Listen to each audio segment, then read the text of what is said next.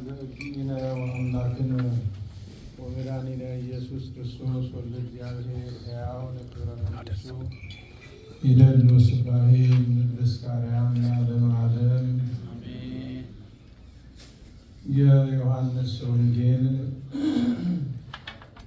ምዕራፍ 21 ከቁጥር 1 እስከ 15። ከዚህ በኋላ ጌታ ኢየሱስ በጥብርያዶስ ባሕር አጠገብ ለደቀ መዛሙርቱ እንደገና ተገለጠላቸው። እንዲህም ተገለጠ። ስምዖን ጴጥሮስ፣ ዲዲሞስ የሚባለው ቶማስ፣ ከገሊላ ቃና የሆነ ናትናኤልም፣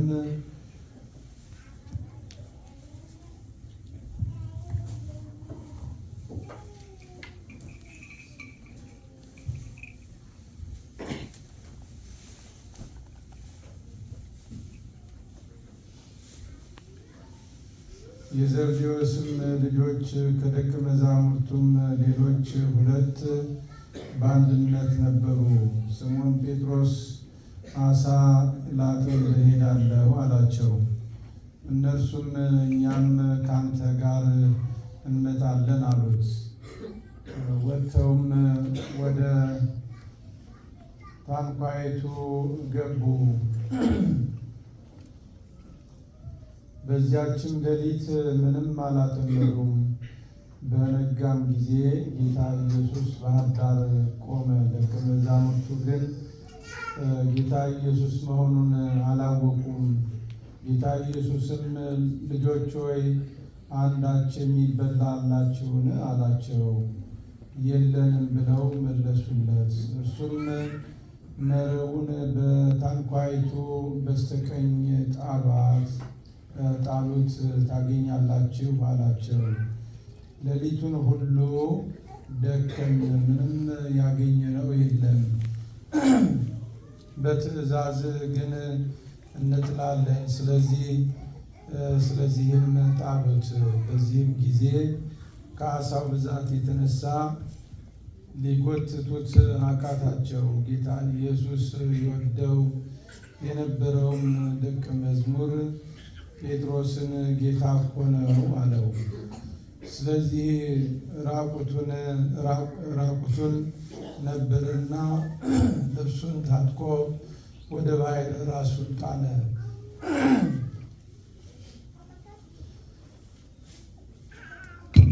ሌሎች ደቀ መዛሙርት ግን ከምድር 200 ክንድ ያህል እንጂ እጅግ አራቁም ነበርና ዓሣ የሞላውን መረብ እየሳቡ በጀልባ መጡ። ወደ ምድርም በወጡ ጊዜ ፍምና ዓሣ በላዩ ተቀምጦ እንጀራም አዩ። ጌታ ኢየሱስም አሁን ካጠመዳችሁት ዓሣ አምጡ አላቸው። ስምዖን ጴጥሮስም ወደ ጀልባይቱ ገብቶ 153 ታላላቅ ዓሦች ሞልቶ የነበረውን መረብ ወደ ምድር ጎተተ። ይህንም ያህል ብዙ ሲሆን መረቡ አልተቀደደም። ጌታ ኢየሱስም ኑ ምሳ ብሉ አላቸው። ከደቀ መዛሙርቱ አንድስ እንኳ አንተ ማን ብሎ ሊመረምረው የደፈረ አልነበረም፣ ጌታ መሆኑን አውቀው ነበርና። ጌታ ኢየሱስም መጣና እንጀራ አንስቶ ሰጣቸው፣ እንዲሁም ዓሣውን። ጌታ ኢየሱስ ከሙታን ከተነሳ በኋላ ለደቀ መዛሙርቱ ሲገለጥላቸው ይህ 3ኛ ጊዜ ነበረ። ያመነ ይዝራቀዳሚሁ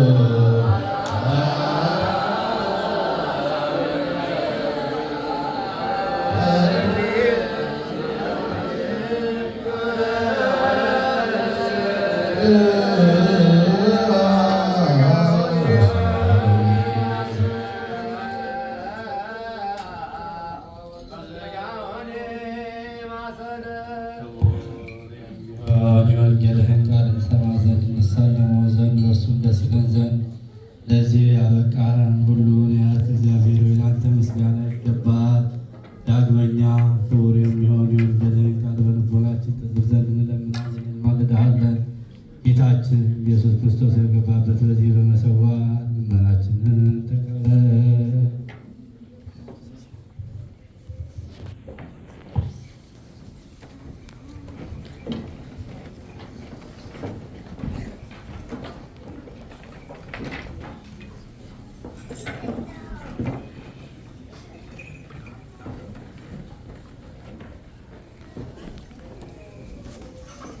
ወንጌል ቅዱስ ዘሰበከ ዮሐንስ።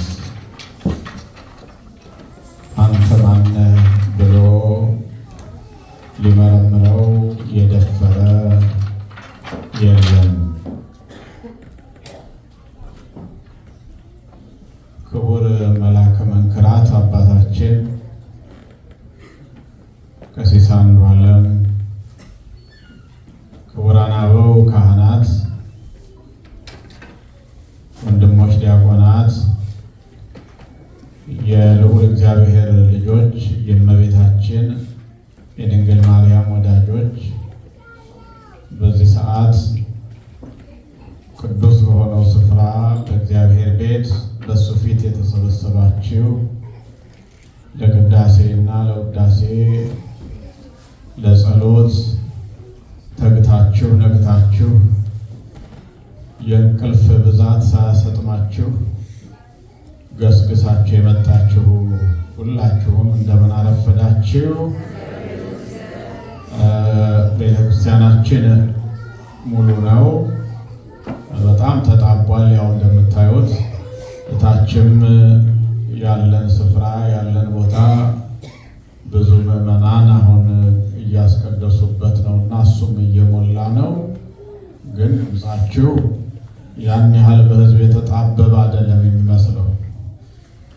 አንድ ለሶስት ሰዎች ተሰጥኦ የሚመልሱ ብዙዎቻችሁ ደግሞ የምትሰሙ፣ አንዳንዶቻችሁም በሀሳብ ርቃችሁ የሄዳችሁ ልቡናችሁ በሀሳብ ያከነባችሁ ነው የሚመስለው ነው ያልኩት። እርግጠኛ አይደለሁም።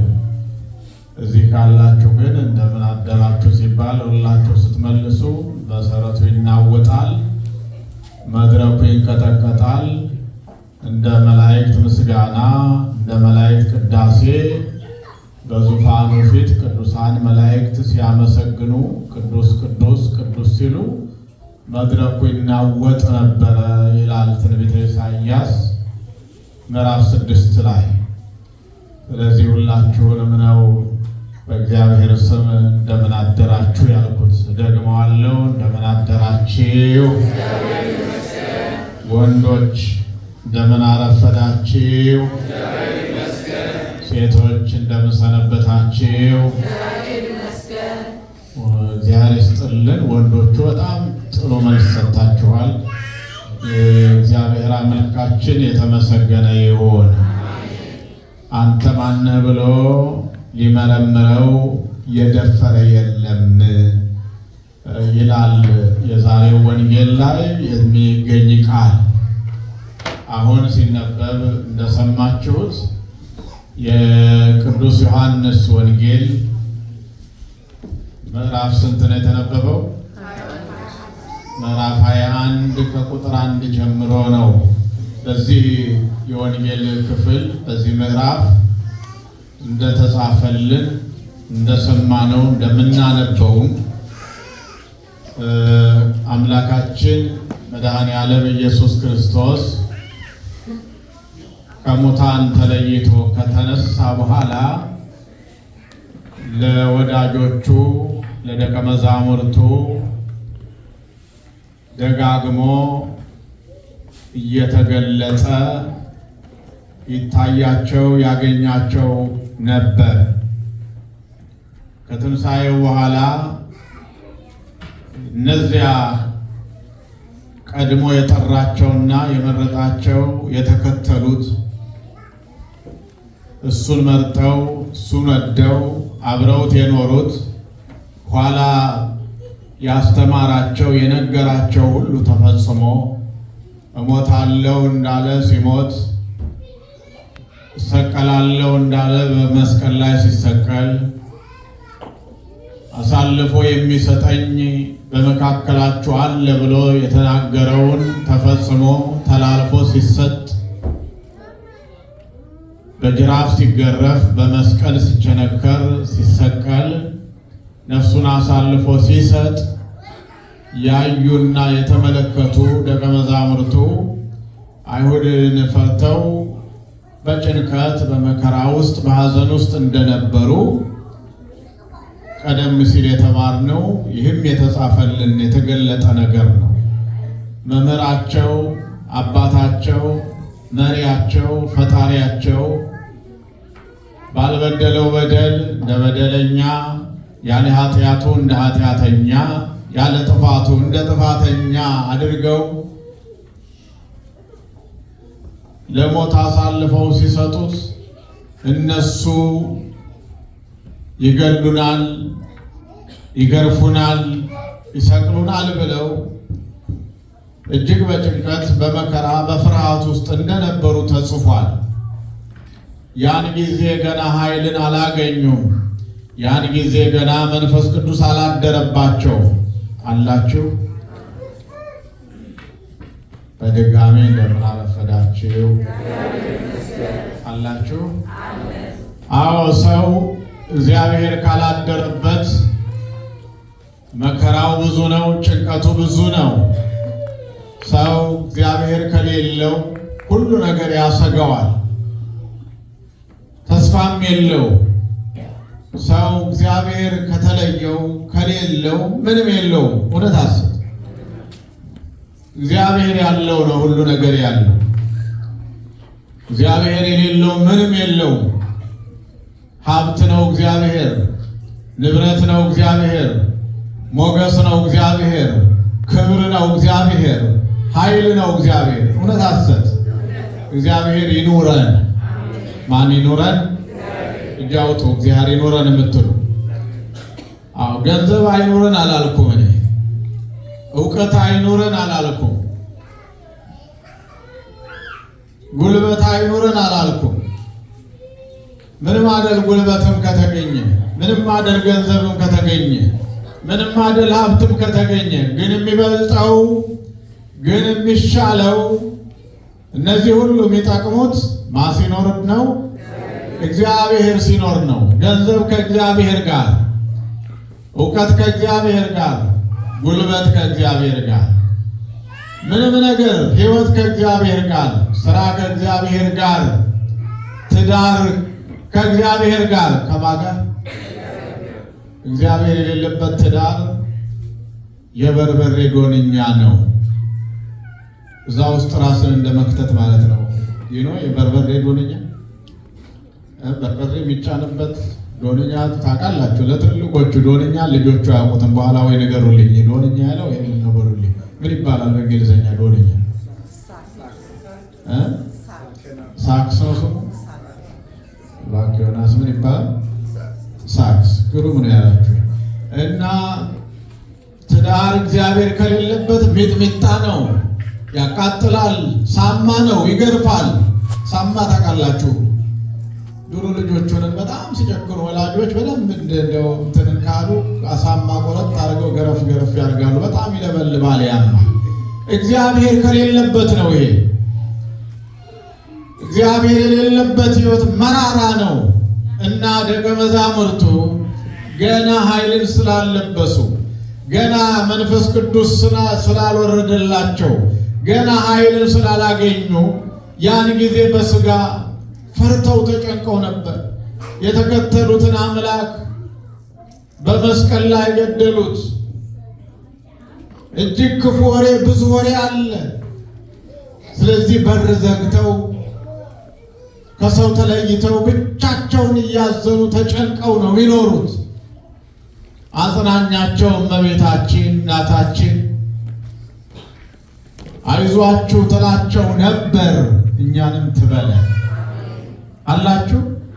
ብዙ ጭንቀት ውስጥ ስንሆን አጽናኝ እንኳን እመቤታችን ጥሩ ሰው እኮ ያጽናናል። አይዞህ ወንድሜ፣ አይዞህ እህቴ፣ አይዞህ የሚል ደህና ሰው እንኳን ያጽናናል። ተስፋ ይሆናል። አይዞህ የሚል ሰው በርታ የሚል በርቺ፣ አይዞሽ፣ ተነሺ፣ በርቺ የሚል የሚያግዝ ሰው ያጽናናል። እንኳን የአምላክ እናት አስተውሉ። እግዚአብሔር ከእሷ ጋር የሆነላት ጸጋ የሞላባት መሌታ ክብር ናት፣ መሌታ ውዳሴ ናት። እግዚአብሔር ከአንቺ ጋር ነው ያለው ማን ነው?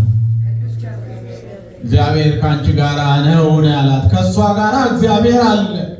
እሷን የመሰለ አጽናኝ የለም። እንኳን እሷ ነው ያልኩት፣ ጎረቤት፣ ደህና ጓደኛ ያጽናናል። አላችሁ ጓደኛ? ካላችሁ ያጽናናል። እስቲ ማን እንደሆነ በልባችሁ አስቡት። ችግር ሲገጥማችሁ ደርሶ ምን ነው እኔ ያለው አይዟችሁ፣ ተስፋ አለን፣ እግዚአብሔር አለ፣ አይዟችሁ የሚል ጥሩ ሰው መልካም ነው። እኛም ለሰው ጥሩ እንሆን፣ ለሰው ደራሽ እንሆን። አላችሁ ለሰው አይዟችሁ የምንል እንሆን። እህቶች ወንድሞች፣ ሰውን አንግፋው፣ ሰውን አንውጋው፣ ሰውን አናሳደው፣ ሰውን አንጨክንበት፣ በሰው ላይ መራራ አንሆንበት። ራሱ እንኳን እንዲያው ደካማ ቢሆን ራሱ እንኳን ቢበድለን ቢያጠፋ እንኳን ክርስቲያኖች ነን የታዘዝነው በበጎ እንድንመልስ ነው። አላችሁ ከኔ ጋር? ነቃ በሉ፣ አትደጋገፉ። አቤጌል አትደጋገፉ። ልክ እንደ ፍቅር ጎሽ እንደሱ ነቃ በሉ። ለብቻ መስማት ሽፉንፉን ብሎ እንቅልፍ ቤት የተውኑን እንቅልፍ እዚህ ጋር ነው የሚመጣው። ደግሞ እዚህ ሲሆን ይመጣል እንቅልፍ አይደል? እዚህ ሲሆን ይመጣል እንቅልፍ። እውነት አሰብ የት ነው የሚታገላችሁ? ቤት እዚህ እቤት እኮ ብትፈልጉት የማይመጣ ሁሉ እዚህ አለ። ማን ነው የሚሰጣችሁ እንቅልፍ? በዚህ ማን ነው የሚሰጥ? እግዚአብሔር ንቁ ነው የሚለው። ቅዳሴውም ተንስኡ ነው የሚለው፣ ተነሱ ነው የሚለው። ቅዳሴውም ጸልዩ ነው ያለው፣ ስግዱ ነው ያለው ቅዳሴውም እንጂ ተኙ የለም፣ አንቀላፉ የለም። እዚህ ግን አለ፣ ይጫጫናል። ይሄንን ወቁ፣ ምን እንደሚጫጫንን። እግዚአብሔር ከኛ ጋር ይሁን። ስለዚህ ለሰው አንክፋ፣ ግዴላችሁ። ለሰው መራራ አንሆን። ለማንም መራራ እንኳን ቢገጥመን እኛ ጨው ነው የተባልነው፣ ለማጣፈጥ ነው የታዘዝነው። ክፉ እንኳን ቢሆን በዛ አንመልስለት፣ እኛ በጎ እንድንመልስ ነው የታዘዝነው። እውነት አሰብ እኛ የታዘዝነው መልካም እንድንሆን ነው። ለምን? አባታችን መልካም አባት ነው። አምላካችን ቸር አምላክ ነው። አምላካችን መሐሪ አምላክ ነው። እኛ የእሱ ልጆች ነን። ልጅ መምሰል ያለበት ማንን ነው? አባቱን ነው። ወይ እንደው ወይ አፍንጫው ወይ አይኑ ወይ ምኑ ይምሰል? ምኑ ይምሰል? ልጅ እንደው የሆነ ነገሩ አባቱን ቢመስል እናት ትኮራለች። እንዲመስለው አንተን ነው ብላ ትኮራለች። አባታችንን እንምሰል። ከአንደበታችን ከእጃችን የአምላካችን እጅ የምህረት ነው፣ የምጽዋት ነው፣ ሰጪ አምላክ ነው። የአምላካችን ድምፁ የምህረት ድምፅ ነው። የአምላካችን አንደበቱ የቸርነት አንደበት ነው፣ የምህረት ነው። አላቸው ከኔ ጋር። ስለዚህ እመቤታችን ታረጋጋቸው፣ ታጽናናቸው ነበር፣ አይዟችሁ ትላቸው ነበር።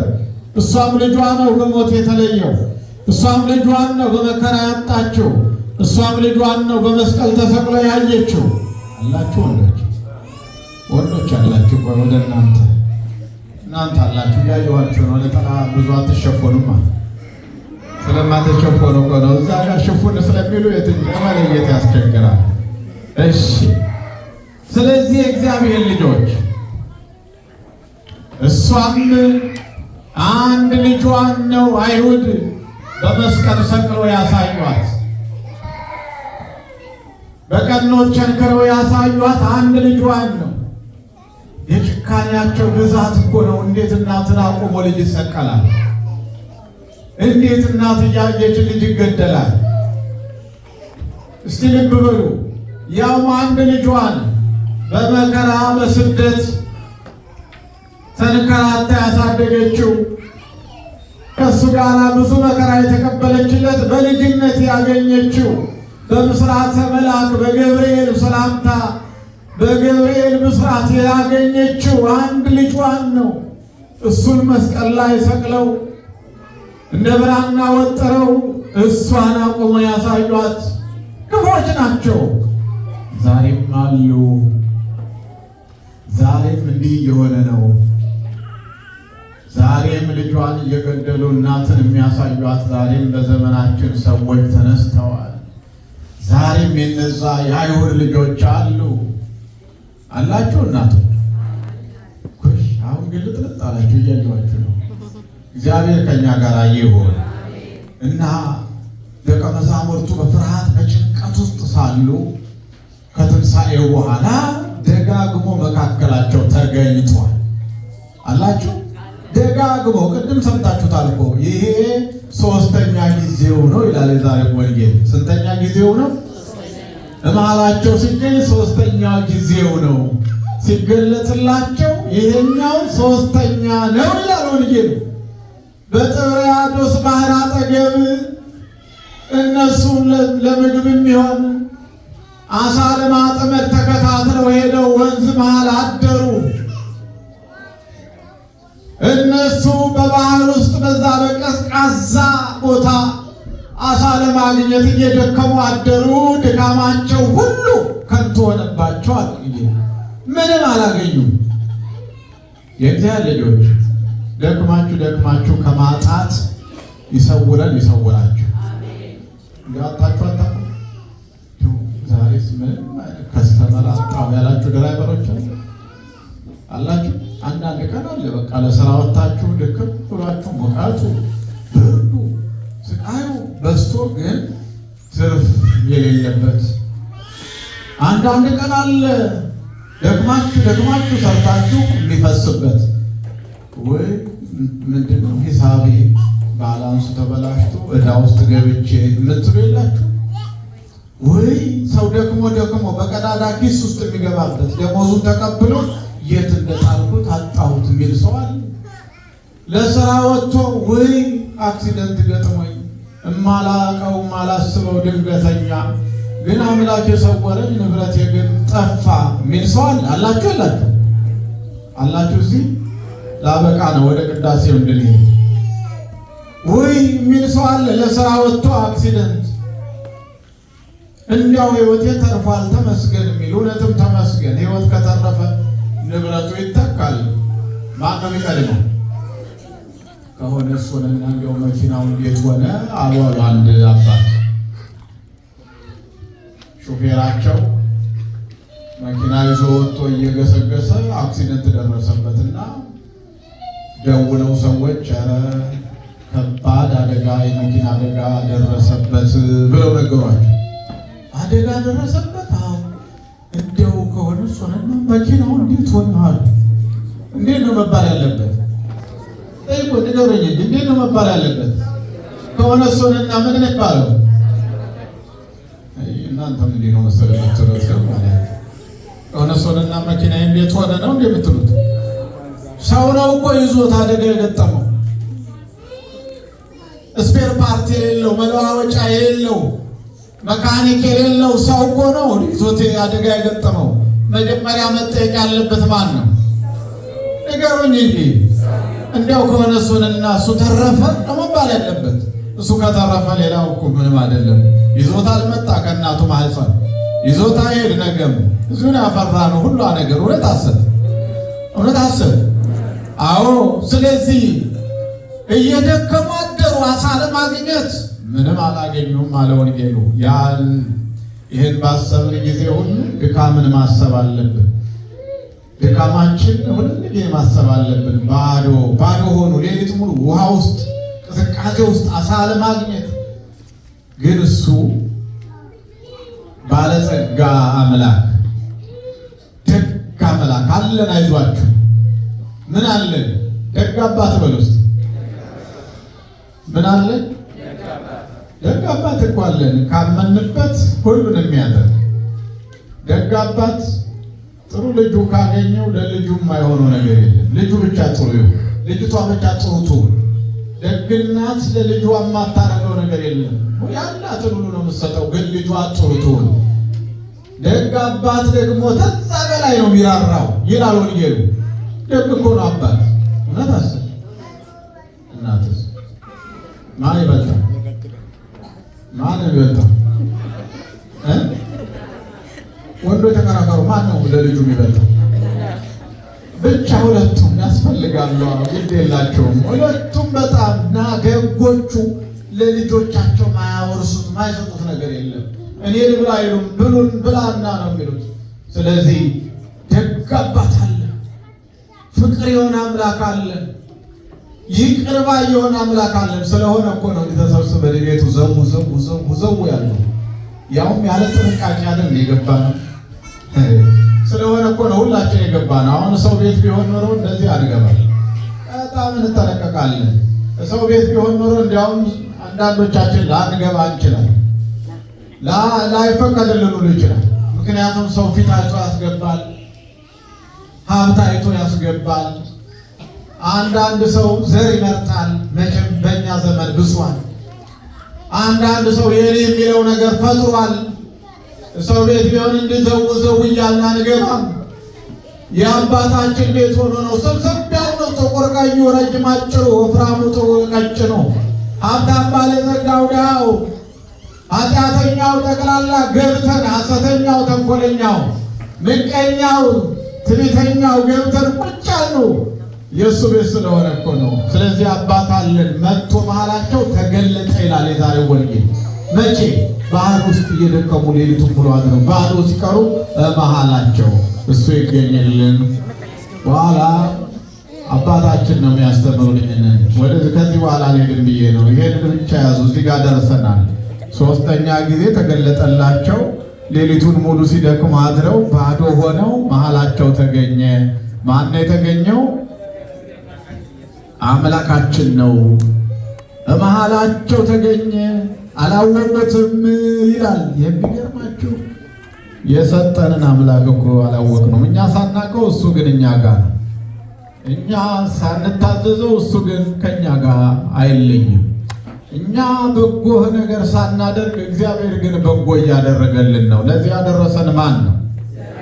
ቶሎ ማን ነው ለዚህ ያደረሰን? ተመልከቱ።